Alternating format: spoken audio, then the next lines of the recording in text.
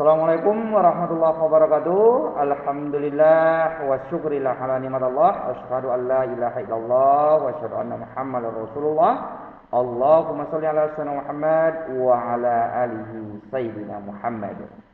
Puji syukur kepada Allah Subhanahu wa taala kita sampaikan serta berselawat kita kepada baginda Rasulullah sallallahu alaihi wasallam. Anak-anak sekalian, tanpa memperpanjang waktu, kita langsung saja masih di bab 6 pertemuan kedua, berbicara tentang perilaku taat, kompetisi dalam kebaikan, dan etos kerja. Kita lihat yang pertama, dasar kita masih tetap dalam surah An-Nisa ayat ke-59 yang berbicara tentang bagaimana kita mampu untuk taat, atiullaha wa atiur rasul wa ulil amri minkum. Inti dari surah Nisa ayat 59. Kita lihat dulu yang pertama. Apa definisi taat itu? Karena tadi disebutkan atiullah wa atiur rasul. Taati Allah dan taati Rasul. Yang pertama, taat itu dapat diartikan tunduk dan tidak berlaku curang, setia, patuh.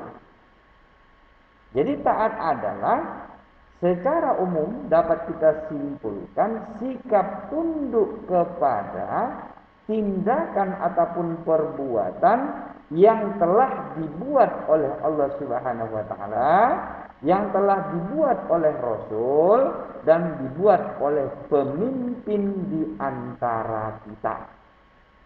Jadi secara umumnya taat ini berarti ketika kita mampu menjalankan apa yang diperintahkan oleh Allah, meninggalkan larangan Allah. Kita mampu menjalankan apa yang diperintahkan Rasul dan meninggalkan apa yang dilarang oleh Rasul. Kita mampu mengikuti aturan daripada pimpinan yang ada di daerah ataupun kerja kita masing-masing dan meninggalkan apa yang dilarang oleh pimpinan kita. Kemudian anak sekalian, taat itu dibagi kepada 3. Yang pertama adalah tadi disebutkan atiullah, taatlah kepada Allah. Bagaimana konsep taat kepada Allah tadi?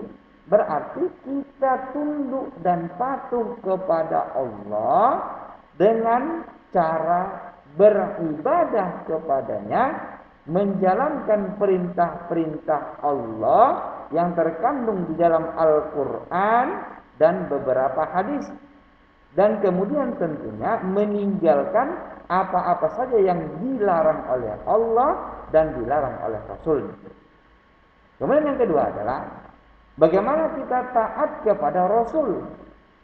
Nah, ini dijelaskan dalam beberapa hadis, bagaimana tata cara perintah-perintah Rasul dan larangan-larangan Rasul.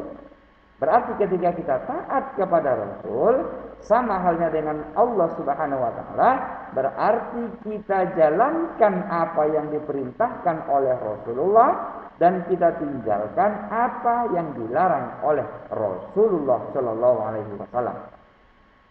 Lalu yang ketiga adalah taat kepada pemimpin ataupun pimpinan di antara kita. Ini kemarin sudah kita bahas bahwa kullukum ra'in wa kullukum mas'ulun an ra'iyah, kata baginda Rasul. Setiap diri kita ini adalah pemimpin dan setiap kepemimpinan akan dipertanggungjawabkan di hadapan manusia, di hadapan Allah Subhanahu wa taala. Jadi ketika kita taat kepada pemimpin berarti kita jalankan apa yang diperintahkan oleh pimpinan. Baik itu misalnya di rumah tangga, papa atau ibu, mama kita adalah pemimpin dalam rumah tangga. Kita harus taati. Di dalam lingkungan RT, RW, ketua komplek, tokoh masyarakat adalah pemimpin dalam sebuah komplek, lingkungan, ruang lingkup masyarakat. Kita harus taati.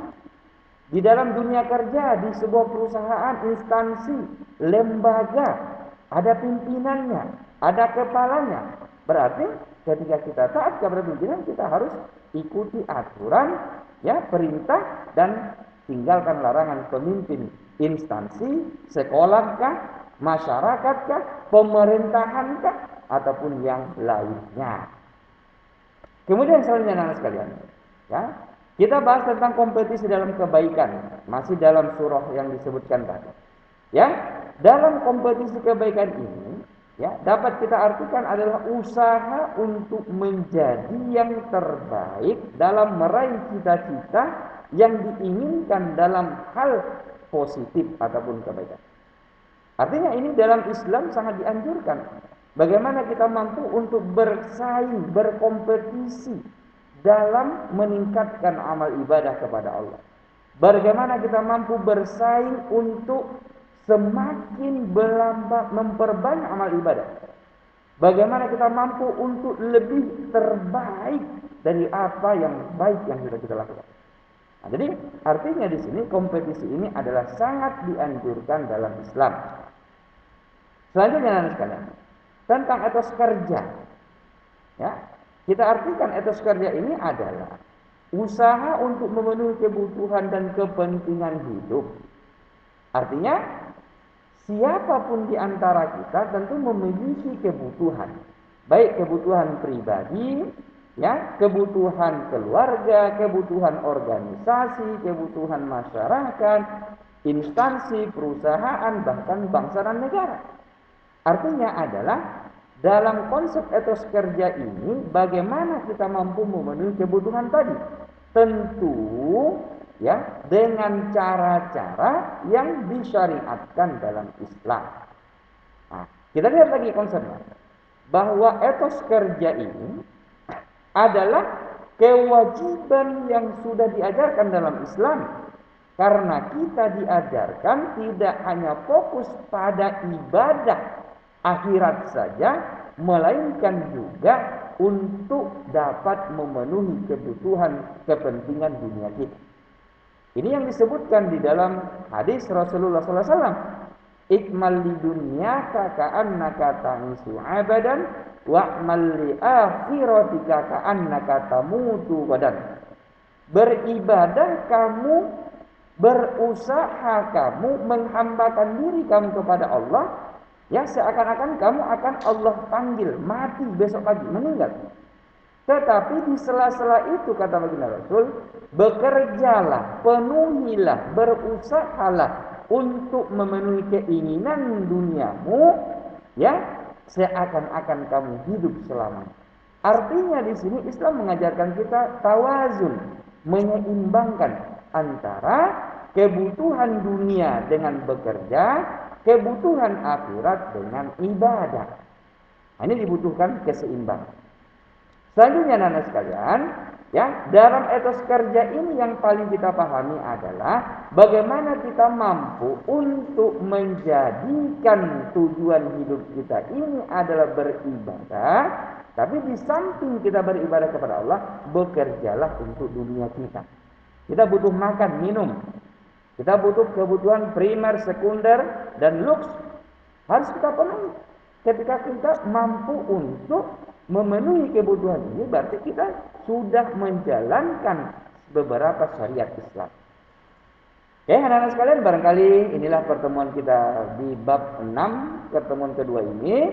Jadi intinya bagaimana kita mampu untuk senantiasa beretos kerja, bagaimana kita mampu untuk taat kepada Allah, Rasul, dan pemimpin, dan bagaimana kita mampu untuk senantiasa berkompetisi dalam hal yang lebih baik daripada yang baik. Mudah-mudahan kajian kita ini bermanfaat dan dapat kita amalkan dan kita lakukan dalam kehidupan kita sehari-hari. Demikian saja barangkali, lebih kurang mohon maaf. Billahi taufiq wal hidayah. Wassalamualaikum warahmatullahi wabarakatuh.